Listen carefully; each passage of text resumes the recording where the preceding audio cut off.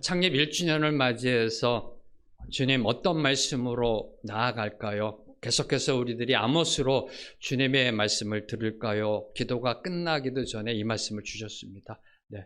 신명기 11장 8절에서 14절의 말씀을 주시면서 우리 생명의 길 교회가 어떻게 하나님의 나라를 세워가야 하며 어떻게 하나님의 땅을 차지하고 나아가야 되는지에 대한 그 비전을 이렇게 보여주시면서 하나님께서는 우리 생명의 길 교회를 향한 놀라운 비전을 품고 계심을 다시 한번 확인케 하셨습니다. 네, 그래서 아모스는 다음 주에 계속해서 저희들이 은혜를 보고자 합니다. 제가 신학교에서 강사로 이렇게 신학을 가르칠 때 학생들에게 늘 던졌던 질문이 있습니다. 성경을 한 단어로 요약하면 어떻게 될 것인가? 신학생들에게요. 네, 성도님들에게는 좀 어려울 수도 있습니다. 네, 신학생들에게 던집니다. 그럼 하나님의 나라, 언약, 여러 가지의 단어들이 나옵니다. 네, 그럴 때 제가 던졌던 질문, 만약에 성경을 반으로 접는다면 그 중앙에 무엇이 있는가? 어느 분이 계시는가? 모두 다 학생들이 얘기합니다. 예수 그리스도. 네. 성경을 반으로 접으면 중앙에 예수님이 계십니다. 왼쪽 편 구약은 그분이 오실 것을 선포한 말씀이고요. 오른쪽에 있는 신약은 그분이 오셨고 다시 오실 것을 선포하는 것이 바로 성경입니다. 그래서 저는 성경을 한마디로 요약하라 그러면 예수 그리스도. 예수 그리스도. 창세기 3장 15절부터 선포되어졌던 그분, 여인의 후손으로 오실 그분, 아담으로 인해 죄악으로 이 땅이 더럽혀졌고 관영되어진 이 땅을 다시 회복시킬 그분, 예수 그리스도. 그분이 바로 이 성경의 중심입니다. 그래서 마가는 자신의 복음서를 쓰면서 1장 1절 제일 처음에 그의 복음서를 이렇게 선포합니다. 예수 그리스도의 복음이라.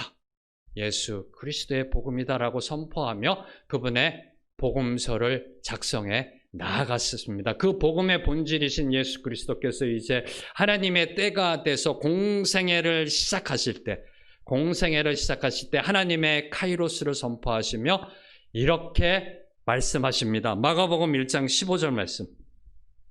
마가복음 1장 15절 말씀 함께 읽겠습니다. 시작. 이르시되 때가 찼고 하나님의 나라가 가까이 왔으니 회개하고 복음을 믿으라 하시더라. 예수님이 이르시되 때가 찼다라고 선포하십니다. 바로 이 때가 하나님의 카이로스이고요. 그리고 이 카이로스는 하나님의 나라가 임한 때입니다. 하나님의 나라가 가까이 왔으니. 구약의 선지자들이 이미 오래전부터 예언해온 그 하나님의 나라, 메시아가 이 땅에 오심으로 임할 그 하나님의 나라가, 하나님의 아들이신 예수 그리스도가 이 땅에 오셨을 때 드디어 그 하나님의 나라가 임하였던 것입니다. 바로 그 하나님의 카이로스 때 하나님의 나라가 임하였음을 선포하시며 제일 먼저 하신 말씀이 회개하라, 복음을 믿으라.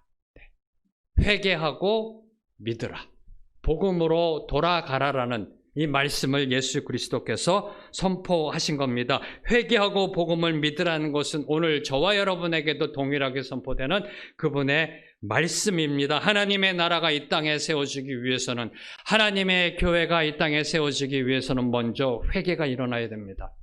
네. 왜요? 모든 사람은 죄인이니까. 그 어떤 한 사람도 예외 없이 다 죄인이니까. 의인은 한 사람도 없으니까. 하나님의 나라, 하나님의 교회가 세워지기 위해서는 회개가 필수라는 겁니다. 그래서 예수님께서는 이 때가 찼고 하나님의 나라가 가까웠으니 회개하라로부터 선포하신 겁니다. 네. 회개하라, 그리고 복음을 믿으라는 겁니다. 복음을 믿기 전에 선행되어야 될 거 회개하는 마음, 회개함으로. 그래서 저희 교회는 지난 1년 동안 5가지의 회개를 하나님이 주셨습니다. 기억나시는지요? 네. 언어, 행실, 마음, 관계, 신앙. 네.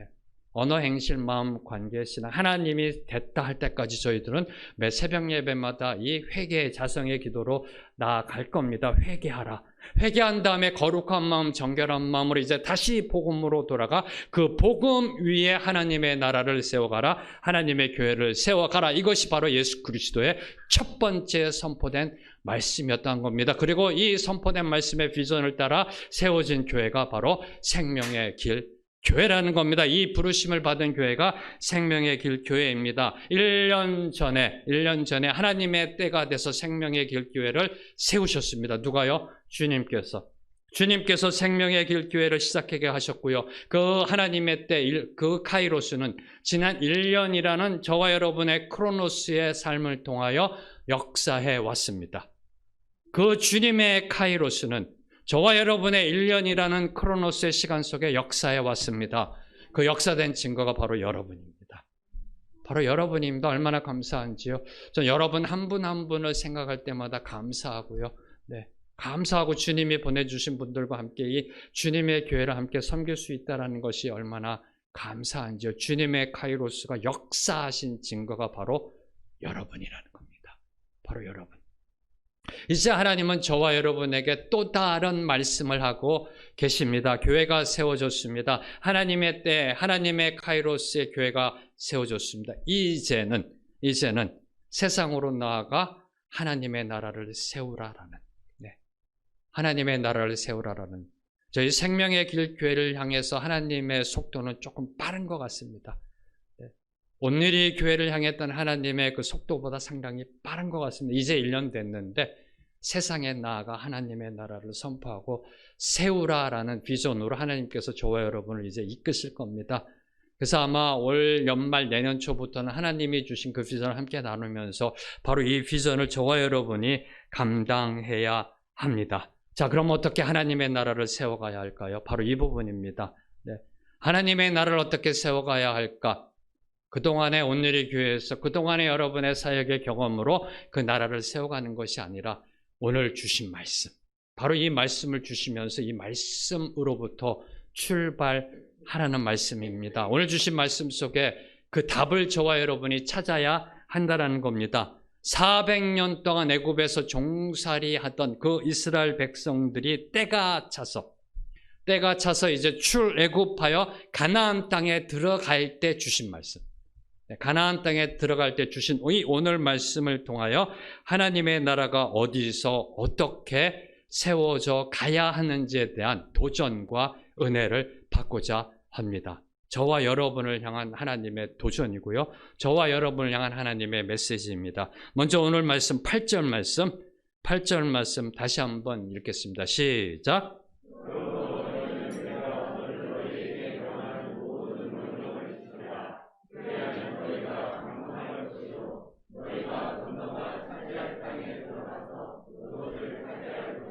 하나님의 때, 하나님의 카이로스 때 이제 애굽에서 종살이하던 애굽에서 출애굽합니다.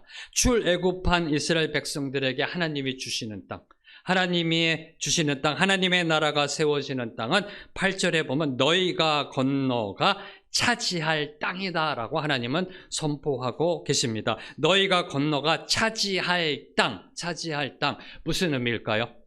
이미, 그러나 아직. 차지할 땅, 차지하게 되어 있다라는 겁니다. 차지하게 되어 있는 그 땅으로 들어가라는 겁니다. 차지할 땅, 그러나 아직 차지하진 않았지만 차지하게 되어 있는 그 땅을 주신다라는 겁니다. 미래에 일어날 일에 대한 확실한 그 보장을 하나님께서 선포하고 계시는 겁니다. 다시 말씀드리면 미래의 소망을 현재의 확신으로 선포하는 것은 저와 여러분에게 달려있다는 겁니다. 미래의 소망, 주님이 주신 비전을 현재 확신으로 선포하며 나아가는 것은 하나님의 백성들, 저와 여러분의 믿음에 달려있음을 하나님께서는 오늘 말씀을 통하여 저와 여러분에게 도전하고 계시는 겁니다. 그 차지할 땅을 주심은 이미 하나님의 계획 안에 들어가 있습니다. 이 생명의 길 교회를 통하여 차지하게 되어 있는 땅, 그분의 비전 안에, 그분의 계획 안에 들어가 있습니다. 네, 아멘이 적으시군요. 네. 그럼 이제 목사로서 아주 두려워집니다. 네. 그 땅을 함께 차지해야 되는데, 함께 나아가 차지해야 되는데, 한두 분만 쫓아오실까봐. 네. 하나님의 계획 안에 들어가 있다라는 겁니다. 근데 그 땅을 차지하기 위해서, 그 땅을 얻기 위해서는 순서와 과정이 있다는 겁니다. 순서와 과정이 있음을 주목해야 됩니다. 8절을 다시 보면 먼저 그 땅으로 들어가야 하고요. 그 다음 차지해야 합니다. 건너가 차지할 땅에 들어가서 그것을 차지할 것이며, 건너가 차지할 땅에 들어가서 그것을 차지할 것이며, 소망은 바라만 본다고 되는 것이 아니라는 겁니다. 주여 주는 능력이시고 주는 모든 것 가능하시오니 이렇게 이루어 주시옵소서. 소리가 안 났네요. 크게 났었어야 돼요. 그래서 맨날 기도하는 게 거의 이런 거 아닌가요? 주는 능력이시고 온 땅을 다스리시는 창조주시고 주권자이시니까 이루어 주시옵소서. 아니라는 겁니다. 주님이 주신 소망, 그 소망을 붙잡고 이제 행동해야 할 것, 바로 저와 여러분의 몫이라는 겁니다. 저와 여러분이 들어가 차지해야 한다라는 겁니다. 저와 여러분이 들어가야 하는 겁니다. 건너가 차지할 땅에 들어가서 차지하라는 겁니다. 소망을 이루기 위해서는 믿음으로 행동해야 한다는 겁니다. 그래서 천국은 누구에게 주어진다? 심노하는 자에게 주어진다라고 예수 그리스도께서 선포하셨던 겁니다. 그리고 그 땅을 들어가 차지하기 위해서는 반드시 선결되어져야 할 것, 요단강을 건너야 한다. 너희는 건너가 차지할 땅에 들어가서 그것을 차지할 것이다. 차지하기 위해서는 들어가야 합니다. 들어가기 위해서는 요단강을 건너야 할문. 하나님께서 오늘 저와 여러분에게 도전하고 있는 겁니다. 요단강 이쪽에서 요단강 저쪽으로 건너가야 한다는 겁니다. Here to there. 이곳에서 저곳으로 건너가야 한다는 겁니다. 네. Not here to better here. 이곳에서 더 좋은 이곳으로 가는 것이 아니라 이곳에서 완전히 다른 저곳으로 건너가야 함을 하나님께서 말씀하고 계시는 겁니다. 다시 말씀드리면 세상에서 하나님으로 건너가야 한다는 겁니다. 한 발은 세상에, 한 발은 하나님의 양다리 전략은 이제 거두시라는 겁니다. 양쪽 걸쳐놓고 이쪽에서 재미 보고 이쪽에서 은혜 받고 더 이상 그 삶은 포기하고 내려놓으라는 겁니다. 요단강을 건너라는 겁니다. 요단강 건너 왔다 갔다 하지 마시라는 겁니다. 요단강에서 뱃놀이 하지 말라는 겁니다. 요단강을 건너라는 겁니다. 이쪽에 대한 미련 버리고 건너가라는 겁니다. 이쪽에서 저쪽으로 건너가야 들어가게 되고 들어가서 차지하게 되어 있다는 겁니다. 하나님의 땅은 거기에 있다는 겁니다. 이곳에 있지 않다는 겁니다. 네. 이 부분이 상당히 이스라엘 백성들에게, 당시 이스라엘 백성들에게 도전이 됐고요. 오늘 저와 여러분에게도 도전이 되고 있는 게 바로 이 말씀입니다. 왜요? 이 땅에 두 발을 딛고 있으면서 답을 찾으려고 하고 있거든요. 대부분의 사람들이 이 땅에 대한 미련을 놓지 않으려고 하거든요. 네. 놓지 않으려고 하거든요. 여러 가지 이유가 있습니다. 네. 뒤처질까 봐 다른 사람들처럼 살아가고 싶은데, 우리 자녀들 그렇게 키우고 싶은데 여러 가지 이유들이 있습니다. 그러나 오늘 말씀은 저와 여러분에게 분명히 선포합니다. 너희는 건너가. 하나님의 명령입니다. 건너가야 합니다. 어차피 건너가게 되어 있습니다. 주님의 선택받은 백성은 건너가게 되어 있습니다. 일찍 건너가는 것이 그 축복이 무엇인지를 알게 되는 겁니다. 지난주 저희들이 설교에서 말씀드렸습니다만, 예수님 그 죽기 5분 전에 고백했던 그 주 예수, 그 인생이 좋은 인생이고 축복된 행복한 인생이 아니라니까요. 그 맛을 알면, 하나님 나라의 맛을 알면 하나님께 이렇게 기도하게 되는 겁니다. 주님도 일찍 부르시지. 주님도 일찍 부르시지. 그 어느 탤런트가 이런 광고했잖아요. 너희가 개 맛을 알아? 먹어봐야 알죠. 시편 34편 8절. 원래 이게 하나님이 먼저 쓰셨어요. 선하심을 맛보아 알지어다. 맛봐야 알죠. 맛봐야 알죠. 네. 맛봐야 알죠. 주님의 나라의 이 맛을 본 자들은 이렇게 고백합니다. 주님, 나로 하여금 더 먼저 건너게 하시지 왜 이제 와서 건너게 하셨습니까?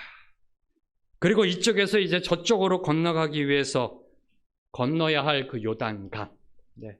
요단강이라는, 그 앞을 가로막고 있는 그 요단강이라는 그 장애물, 걸림돌, 그거를 건너기 위해서는 강성함이 필요함을 8절에서 저와 여러분에게 권면하고 있습니다. 너희가 강성할 것이요, 너희가 건너가 차지할 땅에 들어가서 그것을 차지할 것이며, 강성해야 함을 저희들에게 이야기합니다. 차지해야 됩니다. 차지하기 위해서는 들어가야 합니다. 들어가기 위해서는 요단강을 건너야 합니다. 눈앞에 보이는 요단강을 건너기 위해서는 강성해야 함을 오늘 말씀은 저와 여러분에게 권면하고 있는 겁니다. 자, 강성한 분. 내가 힘이 좀 세다라고 생각하시는 분, 천하장사. 지혜가 출중하고요. 네. 삼국지로 얘기하면 뭐 관우장군, 네. 그리고 성경적으로 얘기하면 다윗.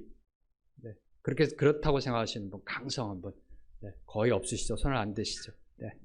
지금 하나님 여기서 말씀하시는 이 강성하다는 힘이 세고 지혜가 출중하고 이러한 육신적 강성함을 이야기하는 것이 아닙니다. 40년 전 이스라엘 백성들이 가나안 땅을 정탐할 때 그들이 본 사람은 기골이 장대한 가나안 원주민들이었습니다. 네. 가나안 원주민들을 보고 그들이 고백했던 것, 메뚜기 정체성. 그들은 가나안의 원주민들을 보고 그들이 기골이 장대함을 보고 두려웠습니다. 위축되었습니다. 그들의 두려움은 결국 하나님의 말씀에 불순종으로 이어졌고요. 네. 그 불순종은 결국 40년 동안 광야를 방황하게 만들었던 겁니다. 바로 그 두려움.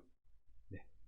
두려움이 아무것도 아닌 것 같은데요. 어떤 한 사람을 봄으로써 기골이 장대하고 내가 감히 상대할 수 없는 사람이란 그 두려움이 쑥 들어오는 순간 그 심적 두려움은 영적 두려움으로 나아가게 되어 있습니다. 위축되고 우울감이 되고 아무것도 하지 못하게 만든 이것이 바로 사탄의 전략입니다. 바로 여기에 눌려 있었던 겁니다. 누가요? 이스라엘 백성들이. 이제 그 두려움을 극복하고 강성함으로 나아가야 요단강을 건널 수 있다라는 겁니다. 지금은 추수 때여서요. 지금 이들이 건널 때 요단강 추수 때여서 저희들이 성지순례 갔을 때 그냥 보던 그 요단강이 아닙니다. 네. 물결이 그 강 언덕까지 올라와서 네. 그냥 들어가서 휩쓸리면 그냥 내려가 죽을 수 있는 그런 요단강입니다.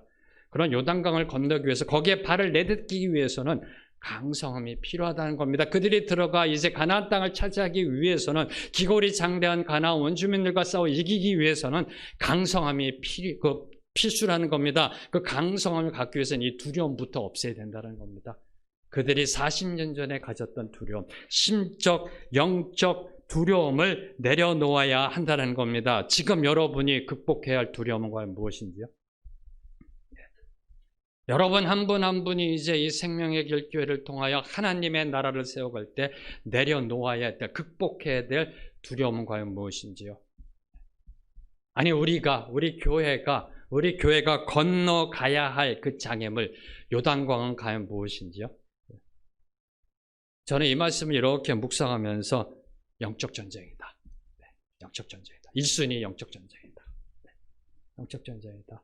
저희 교회가 하나님께서 비전을 주시고 그 세워져가는 과정 속에 그리고 오늘까지 수많은 영적 전쟁이 있었습니다. 영적 공격이 있습니다. 네.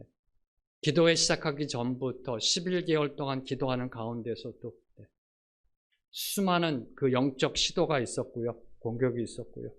그리고 교회가 세워져서도 지금까지 360도 다각도로 사탄은 끊임없이 교회를 무너뜨리기 위해서 허시탐탐 틈을 보며 공격해온 것이 사실입니다. 특별히 관계를 통해서 360도 관계를 통해서 성도와 성도 사이에 이것이 바로 사탄의 전략이라는 겁니다. 우리가 극복해야 될 요단강이라는 겁니다. 왜요? 이제 한마음이 되어서 하나님의 나라를 세상에 세워야 되는데 이거를 극복하지 못한다면 세상에 나가 하나님의 나라를 세우다가 지리멸멸한다는 겁니다. 저희들끼리. 우리 아군들끼리 서로 전멸하게 된다는 겁니다. 사랑하는 성도 여러분, 이 말씀을 준비하면서 하나님이 주시는 이 비전을 받으면서 다시 한번 하나님 앞에 기도하며 선포했습니다. 주님이 주신 비전 감당할 수 있는 강성함을 주시옵소서. 강성함을 주시옵소서. 그래서 저희들이 3주 동안 금요일 날 전도 폭발 훈련을 했습니다. 그리고 이제 다음 주 금요일은 부흥회입니다. 그래서 그 다음 주 금요일은 마지막 영적 전쟁 세 번째 강의 못하는 거. 네. 그 부분에 대해서 선포하려 합니다. 아직 선포를 못하고 있었거든요. 영적 전쟁의 세 시리즈 중에 저희가 처음에 2 시리즈를 하고서 코로나로 인해서 못했습니다. 이제 승리의 선포. 승리의 선포를 부흥의 다음 주 금요일 날 저녁 예배 때 저희들이 가지면서 선포하려 합니다. 선포하면서 한 마음으로 함께 나아가 주님이 주신 이 비전을 붙들고 나아가 승리해야 될 줄로 믿습니다. 네. 앞으로 제가 볼 때요, 제가 아는 이 신학적 지식과 교회 목회학적 지식으로 볼 때 최소 3년은 엄청난 이 영적 공격이 있습니다. 교회가 세워질 때 3년. 너무 감사한 것은 저희 교회가 지금까지 너무 감사하게 우리 성도님들이 기도하심으로요, 그걸 잘 극복해 내셨다는 겁니다. 이런 교회 없습니다. 네. 지금 1년 동안에 별 문제 없이 이렇게요. 네. 늘 항상 보면 목사만 잘하면 됩니다. 늘 목사가 문제예요. 목사만 잘하면 돼요. 네. 정말이에요. 목사만 잘하면 돼요. 네. 그래서 여러분의 잡이 뭐예요? 목사 위에 기도하는 거예요. 정말입니다. 네. 목사 위에 기도해요. 네. 사탄이요, 여러분에게 일이라는 공격할 때 저에게는 몇 가지를 갖고 공격할까요? 그죠? 네, 기도해 주셔야 됩니다. 기도해 주셔야 됩니다. 그나마도 부족한데 여러분의 기도 없으면 저도 넘어지게 되는 겁니다. 네, 넘어지게 되는 겁니다. 3년은 아마 계속해서 사탄이, 한 3년 지나면 이제 사탄도 지쳐서요, 새로 개척한 교회로도 이렇게 방향을 돌리고요. 네, 3년이요. 네. 오늘의 교회도 잘 보세요. 네. 3년이라는 시간이 지난, 여러분 아마 비하인드 스토리를 모르세요. 한 목사님의 그 어렵고 힘들었던 거. 3년이라는 시간 동안에, 3년이 지난 다음부터 이제 하나님이 주시는 비전과 함께, 네. 그리고 90년대 들어가서 성령의 역사로, 네. 그러면서 하신 말씀, 한 목사님 말씀은 이건 내가 하는 게 아니야. 내가 하는 게 아니야. 하나님이 하시는 거야. 네. 그 중에 나 앞에 3년이라는 시간이 있었더라. 네. 저는 선포합니다. 저희 생명의 길교회도 넉넉히 싸워 이길 줄로 믿습니다. 근데 이 강성함을 갖기 위해서는 오늘 8절 말씀 이렇게 선포합니다. 너희는 내가 오늘 너희에게 명하는 모든 명령을 지키라. 그리하면 강성하게 될 것이다. 바로 이 부분입니다. 저는 너무나 감사한 게, 우리가 강성하기 위해서 뭐 짐에 가서 워크아웃하고 헬스클럽 가서 뭐 역도 들어야 되고 막 이런 거 시키실까 봐. 네. 이런 거 시키실까 봐. 창세기부터 요한계시록까지 다 암송해라. 지금부터 전부 다 성도들은 햇불 트리니티 신학과정 3년 다니게 해라. 막 이런 거 시키실까 봐. 강성해지기 위해서 영적으로. 근데 하나님은 너무 감사한 게요, 가장 본질, 가장 기본을 말씀하고 계시는 겁니다. 내가 오늘 너희에게 명하는 모든 명령을 지키라. 그리하면 너희가 강성할 것이요. 주님의 말씀입니다. 어떻게 할 때 강성해진다고요? 주님의 말씀을 지킬 때. 주님의 말씀대로 살아갈 때입니다. 하나님이 주시는 땅에 들어가 하나님의 나라를 세우기 위해서는 하나님의 말씀으로부터 시작해야 한다는 겁니다. 성경을 읽고 그 말씀대로 살아가는 것은 우리가 해도 되고 안 해도 되는 선택이 아니라 절대 명령이라는 겁니다. 이 모든 명령을 지키라라고 하나님은 말씀하십니다. 하나님은 명령이란 단어를 쓰십니다. 하나님 시간 되면 할게요가 아니라 24시간 365일 저희들이 삶 속에서 이루어내야 될 하나님의 명령이라는 겁니다. 아마도 하나님은 저와 여러분이 천국 갈 때 이거 질문하실 것 같아요. 왜요? 명령을 내리셨으니까 명령에 순종했느냐. 질문하실 것 같아요. 네, 물론 이게 혼나는 투는 아니시고요. 네, 물어보실 것 같아요. 명령하셨으니까. 네, 지휘관이 이제 쫄병들에게 체크해야 되잖아요. 네, 명령하신 거거든요. 하나님의 말씀대로 살아가는 것은 저와 여러분의 선택이 아니라는 겁니다. 네. 목사님 제가 조금 인격이 좀 덜 돼서 성경을 좀 덜 읽어서 이제 교회 나오기 얼마 안 돼서가 아니라는 겁니다. 명령입니다. 하나님의 말씀대로 지켜 살아가라는 건 명령입니다. 사랑하라 하면 사랑하는 거고요. 네. 하나님의 말씀대로 살아가는 것, 그것이 명령인데 그것이 축복이라는 겁니다. 왜요? 하나님의 말씀은 능력이니까. 네. 저는 이게 감사한 거예요. 하나님은 늘 항상 1+1, 1+10이에요. 네. 우리에게 주시는 이 하나님의 말씀을 지키라는 명령, 이걸 지키면은요, 하나님 앞에 뭐 돌아가는 거, 하나님 앞에 뭐 떨어지는 게 하나도 없어요. 왜요? 그 말씀 자체가 능력이 돼서 우리의 삶이 강성해지고 우리가 축복받게 되어 있다는 겁니다. 네. 1+1, 1+2, 1+10. 이게 하나님 나라의 원리라는 겁니다. 네. 맛보아할지어다. 이게 말씀대로 살아가는 분은 이게 무슨 말인지 아실 거예요. 네. 말씀대로 살아갈 때 그 어떤 두려움도 능히 극복됩니다. 눈앞에 보이는 요단강도 그냥 건너갈 수 있습니다. 눈앞에 보이는 기골이 장대한 가나안 원주민들도 물리칠 수 있게 되는 겁니다. 그게 바로 말씀의 능력입니다. 믿으시는지요? 말씀의 능력은 암도 극복합니다. 말씀의 능력은 경제적인 어려움도 극복합니다. 말씀의 능력은 여러분의 건강을 극복하고, 말씀의 능력은 여러분의 자녀들의 문제도 극복하고, 말씀의 능력은 여러분의 삶을 일으켜 세우고, 말씀의 능력은 이 사회를 회복시키고 이 국가를 다시 회복시킬 줄로 믿습니다. 그게 말씀입니다. 믿으시는지요? 그럼 저와 함께 따라하겠습니다. 성경을 내 나이만큼만 읽자. 다 선포하셨습니다. 하나님이 들으셨습니다, 이제. 네. 아이고, 목사님이 꼬드겨서 한 건데, 아니요, 여러분 입술로 고백한 거예요. 네. 그 꼬드긴 건 전 따로 하나님 앞에 혼나고요. 네. 여러분의 입술로 했으니까, 말씀만큼, 나이만큼 읽으세요. 나이만큼 읽으세요. 네. 말씀이 능력이라니까요. 네. 제발, 목사 말 한번 믿어주시고, 요새 목사 말이 아주 신뢰도가 떨어졌어요. 네. 하나님께서 선포하십니다. 이 모든 명령을 지키라. 그리하면 강성해질 것이다. 강성해질 것이다. 강성해져 요단강을 건너고요. 요단강을 건너서 들어가 차지하게 될 줄로 믿습니다. 자, 이제 9절을 보면 이스라엘이 들어가 차지할 땅은 하나님이 조상 대대로 맹세하며 약속해 오신 땅임을 강조합니다. 9절 말씀 함께 읽겠습니다. 시작. 또 여호와께서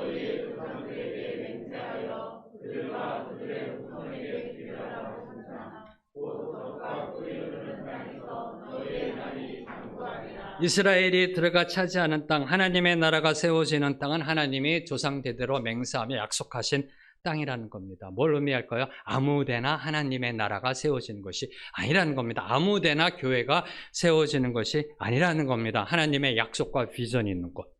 네. 하나님의 약속이 있는 곳, 하나님의 비전이 있는 그곳에 하나님의 나라, 하나님의 교회가 세워져 가야 함을 교훈하고 있는 겁니다. 인간의 의지, 인간의 생각에 의해서 교회가 세워지면 안 된다라는 겁니다. 하나님의 약속이 선포된 곳. 근데 그 하나님의 나라가 세워지는 땅을 오는 말씀은 젖과 꿀이 흐르는 땅이라고 선포합니다. 네. 많이 들으셨죠? 네. 이스라엘 백성들이 들어간 가나안 땅은 젖과 꿀이 흐르는 땅이다.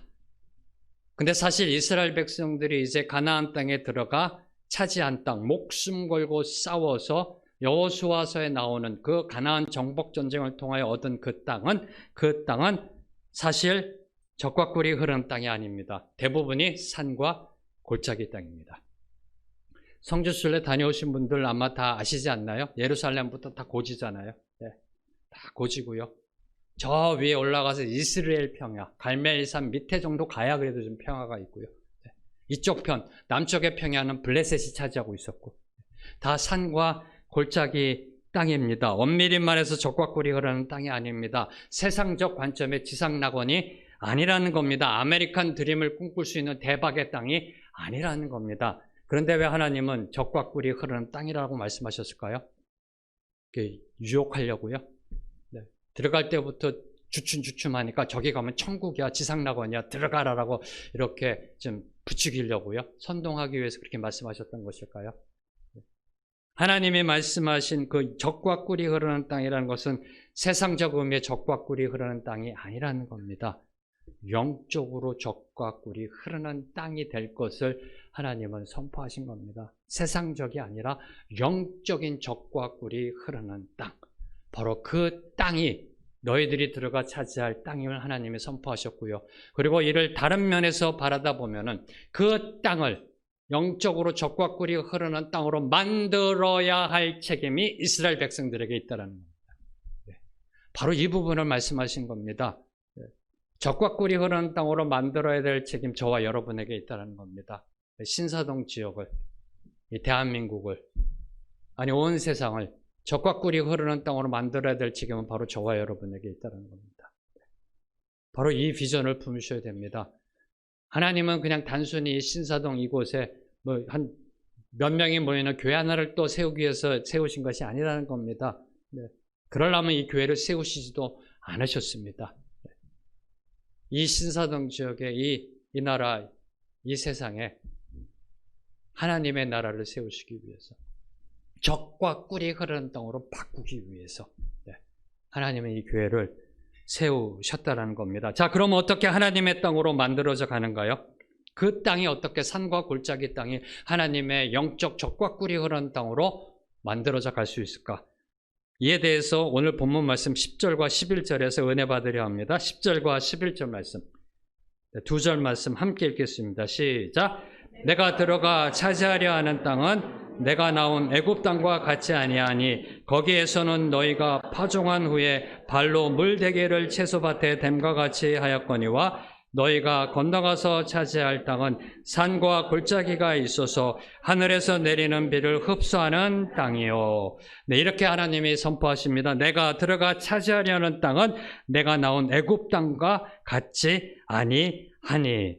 당시 애굽은 세상의 중심이었습니다. 성공하려면, 출세하려면 애굽으로 가야 합니다. 네. 당시 애굽 3,400년 전, 4,000년 전에 스핑크스가 세워진 나라입니다. 4,000년 전에. 네. 지금은 3,400년, 스핑크스가 세워진 600년 뒤의 애굽입니다.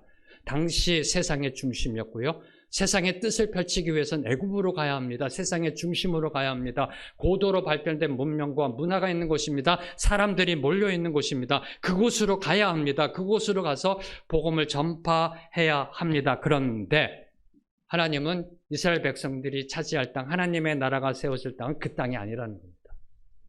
저쪽 땅이라는 겁니다. 요단강 건너가 차지할 그 땅임을 하나님께서 말씀하고 계시는 겁니다. 지금 요단강 앞에 서 있는 이스라엘 백성들이 바라봐야 할 것, 소망해야 할 것, 하나님의 비전을 붙잡고 하나님의 땅을 하고 하나님의 나라를 세워가는 것, 그런 소망을 부풀러 있을 때 애굽이 아니라는 겁니다. 대부분의 사람들, 세상 사람들, 아니 모든 사람들은 애굽에 하나님의 나라를 세우려 합니다. 저기 가서 세워야 된다고, 저기가 하나님의 나라가 있어야 될 곳이라고. 네. 그런데 하나님은 말씀하십니다. 그 애굽이 아니라 지금 요단강 앞에 서 있는 이스라엘 백성들에게 그 뒤에 있는 애굽이 아니라 앞에 있는 그 가나안 땅, 바로 그 가나안 땅을 소망하며 그 땅을 개척해서 하나님의 나라로 세워가야 할 것을 이스라엘 백성들에게 말씀하셨던 겁니다. 그럼 왜 애굽이 아닌가요? 그럼 왜 애굽이 아니고 요단강 건너 가나안 땅일까요? 바로 이 부분입니다. 이 부분에 대해서 10절과 11절에 보면은 애굽 땅은 발로 물을 대야 했던 땅이고요. 그리고 하나님이 약속하신 땅은 하늘에서 내리는 비로 물을 대는 땅. 바로 이곳이 힌트입니다. 왜 하나님이 애굽이 아닌 가나안 땅에 하나님의 나라를 세우게 하셨는지에 대한 힌트입니다. 먼저 10절을 보면은 너희가 파종한 후에 발로 물대기를 채소밭에 댐과 같이 하였거니와, 애굽 땅은 바로 이런 땅이라는 겁니다. 애굽은 발로 수차를 돌려서 나일강에 있는 물을 농경지로 끌어대는 관계수로가 발달되었던 곳입니다. 네, 3,400년 전에. 네, 엄청난 문명이 있었던 곳입니다. 발로 이 수차를 돌려서 나일강에 있는 물을 농경지로 끌어들여서 관계수로로 농사를 지었던 땅, 한마디로 인간의 문명이 발달된 곳임을 이야기하고 있는 겁니다. 인간이 만들어가고 세워가는 곳을 이야기하고 있는 겁니다. 이를 역으로 보면은 그 땅은 인간의 끊임없는 노력 없이는 물을 끌어들일 수 없는 땅. 이해되십니까? 인간의 끊임없는 노력 없으면 물을 끌어댈 수 없는 땅임을 말하고 있는 겁니다. 한마디로 애굽 땅은 은혜의 땅이 아니라는 겁니다. 애굽 땅은 고역의 땅이라는 겁니다. 겉으로는 웃고 있습니다. 행복한 척하고 있습니다. 네, 갑자기 차 이름이 생각이 안 났네요. 가장 비싼 차. 그냥 벤츠로 가겠습니다. 네, BMW 벤츠 타고 다니고요. 네, 호텔에 가서 10만 원짜리 점심 뷔페 먹고요. 네, 그럴 때 보이는 양복 입고 웃고 행복한 척하지만 수면 밑에서는 사정없이 페달을 밟고 있는 땅. 네, 겉으로는 행복한 척 보이고 겉으로는 웃고 있고 겉으로는 누리고 있는 것 같지만 수면 밑에서는 죽어라고 페달을 밟아야 살아가는 땅. 바로 그 땅이 애굽 땅이라는 겁니다. 페달 밟는 걸 멈추는 순간 죽음이 오는 땅, 좌절이 오는 땅, 실패가 오는 땅, 바로 그 땅이 애굽 땅이라는 겁니다. 페달을 멈출 수 없는 인본주의 땅이 바로 이 애굽을 가리키고 있는 겁니다. 이에 반해서 11절을 보면 하나님의 땅은 산과 골짜기의 땅입니다.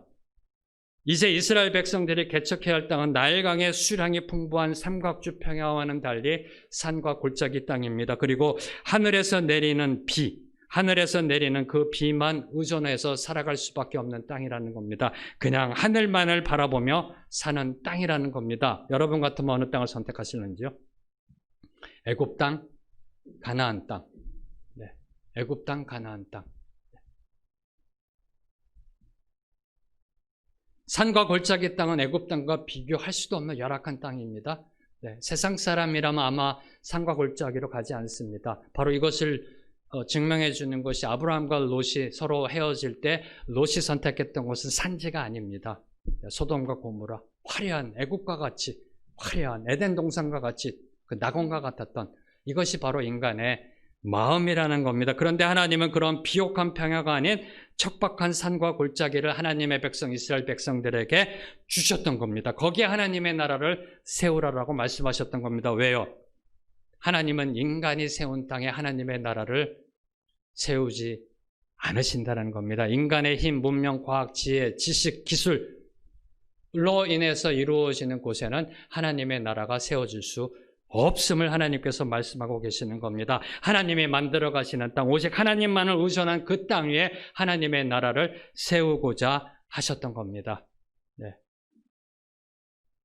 그러니까 not made by man, but made by God. 하나님에 의해서 만들어진 땅, 그 땅에 하나님의 나라를 세우고자 하셨던 겁니다. 사랑하는 성도 여러분, 세상 사람들은 상황과 조건이 갖춰져 있는 곳에서 비전을 찾으려고 합니다. 목사님 그래도 어느 정도는 있어야지 우리가 뭘 할 수 있는 거 아닌가요? 그렇죠? 세상적인 것도 여러분이 뭘 할 때, 여러분의 자녀들에게 뭘 이렇게 할 때도 어느 정도 조건과 상황을 갖춰주려고 하잖아요. 그런 곳, 네. 유학 갈 때 어디로 가라고 그러나요? 미국으로 가라고 하잖아요. 저 아프리카에 무슨 섬나라 가라고 안 하잖아요. 어느 정도 상황과 조건이 갖춰지는 그곳에 가서 인생의 비전을 찾으라. 이것이 바로 세상의 원리고 세상이 바라보는 시각이라는 겁니다. 그러나 이제 저와 여러분, 하나님의 백성들인 저와 여러분 이제 비전을 하나님이 말씀하신 곳에서 찾는 훈련을 가져야 된다는 겁니다.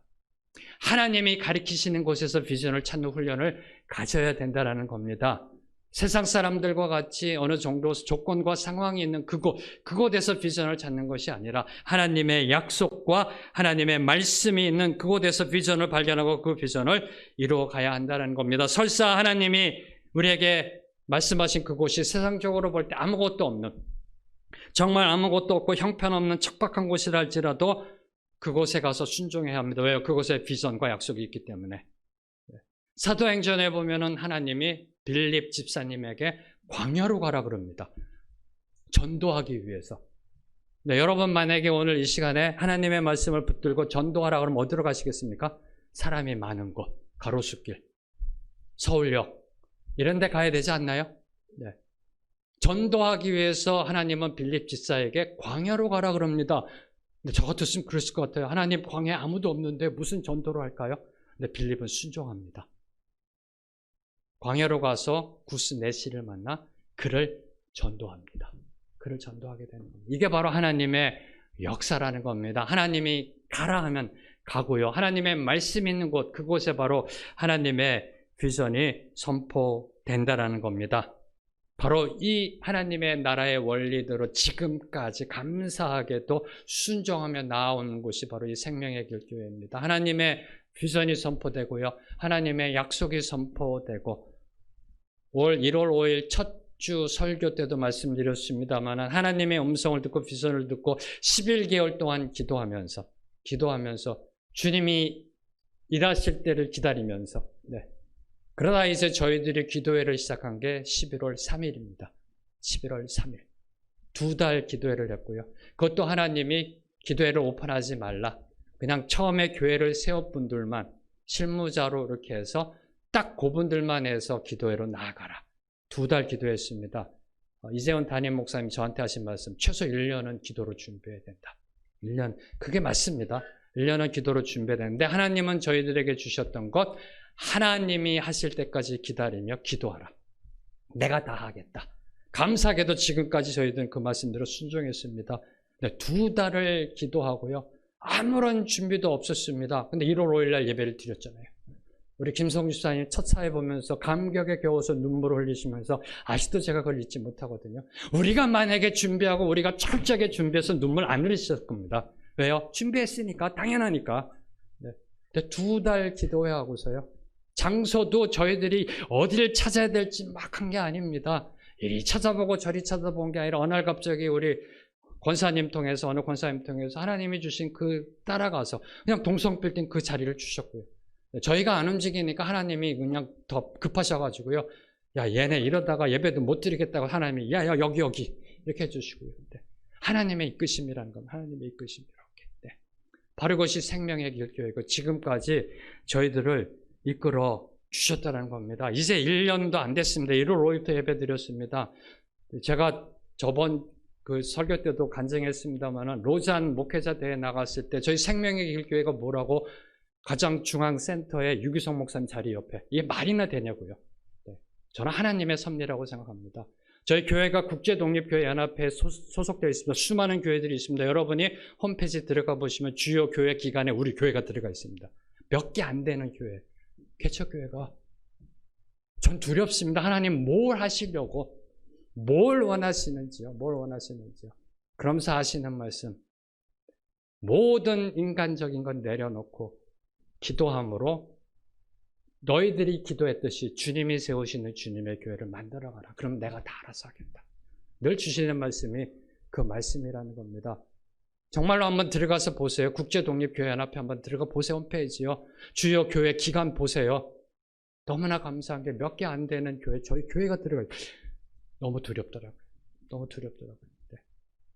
분명한 하나님의 비전이 있고 분명한 하나님의 계획이 있으십니다. 저희 교회를 통해서 주시는 그 비전에 순종하면서 나아갈 때 쓰임받을 줄로 믿습니다. 이제 12절은 산과 골짜기 땅이 아닌 하나님의 땅, 영적으로 젖과 꿀이 흐르는 땅이 되는 그 근본적 근거를 제시하고 계십니다. 12절 말씀 함께 읽겠습니다. 시작. 내 하나님 여호와께서 돌보아 주시는 땅이라 연초부터 연말까지 내 하나님 여호와의 눈이 항상 그 위에 있느니라. 내 하나님 여호와께서 돌보아 주시는 땅이다. 어디요? 산과 골짜기 땅. 네, 산과 골짜기 땅. 세상의 중심인 애굽이 아니라 세상이 쳐다보지도 않는 가나안 땅이 하나님이 돌보아 주시는 땅이라고 합니다. 돌보아 주신다라는 것은 하나님의 돌보심과 보살핌이 지금 현재뿐만 아니라 미래에도 지속될 것을 말하고 있는 동사입니다. 네, 지금뿐만 아니라 앞으로도 계속해서 돌보아 주실 거라는 겁니다. 세상 그 어느 것 하나 내세울 거 없는 척박한 열악한 땅입니다. 인간이 할 수 있는 것이라고는 그저 하늘만 쳐다볼 수밖에 없는 그런 땅입니다. 그런 땅을 하나님이 끊임없이 보살피시겠다고 선포하신 겁니다. 이것이 축복이라는 겁니다. 이것이 바로 축복이라는 겁니다. 왜냐하면 역설적으로 내가 할 수 있는 것이 하나도 없기 때문에 이것이 축복이라는 겁니다. 이 부분이 상당히 중요합니다. 다시 선포합니다. 내가 할 수 있는 것이 하나도 없다라는 것이 축복이라는 겁니다. 왜요? 인간이 들어가면 그만큼 망치게 되어 있습니다. 하나님 나라의 일은 하나님이 100% 하셔야지 완벽해지지, 거기에 인간이 하겠다라고 들어간 순간부터 그만큼 그 나라는 무너지게 있다는 겁니다. 변질되게 있다는 겁니다. 타락하게 되어 있다는 겁니다. 그저 하늘만 바라보는 땅, 그 땅이 축복이라는 겁니다. 왜요? 내가 할 수 있는 게 하나도 없기 때문에.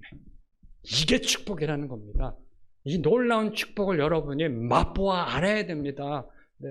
이걸 알면은 모든 것 하나님의 때 하나님이 하시게 기다리며 기도하며 그분이 하신 걸 바라보며 축복받으며 살아가게 되어 있습니다. 오직 하나님만을 의지하며 하나님이 주신 은혜만을 소망하는 것이 축복입니다. 하나님이 100% 일하시는 것이 축복이라는 겁니다. 바로 이 교회가 저와 여러분의 이 생명의 길 교회가 되기를 주님의 이름으로 선포합니다. 늘 처음부터 정말 간절하게 말씀드렸던 것, 지우개 하나를 사더라도, 교회 지우개 하나를 사더라도 주님께 기도하고 사자. 주님께 기도하고 사자. 이 지우개 살까요도 기도하고 사자. 그게 축복이다. 그게 축복이다. 하나님이 100% 일하시는 교회가 바로 축복된 교회입니다. 그리고 그 축복을 다음과 같이 선포하고 계십니다. 연초부터 연말까지 내 하나님 여호와의 눈이 항상 그 위에 있느니라. 여호와의 눈이 항상 그 위에 있느니라. 네, 바로 그 위에 있다는 원어적인 의미는 그 안에 있다는 의미도 됩니다.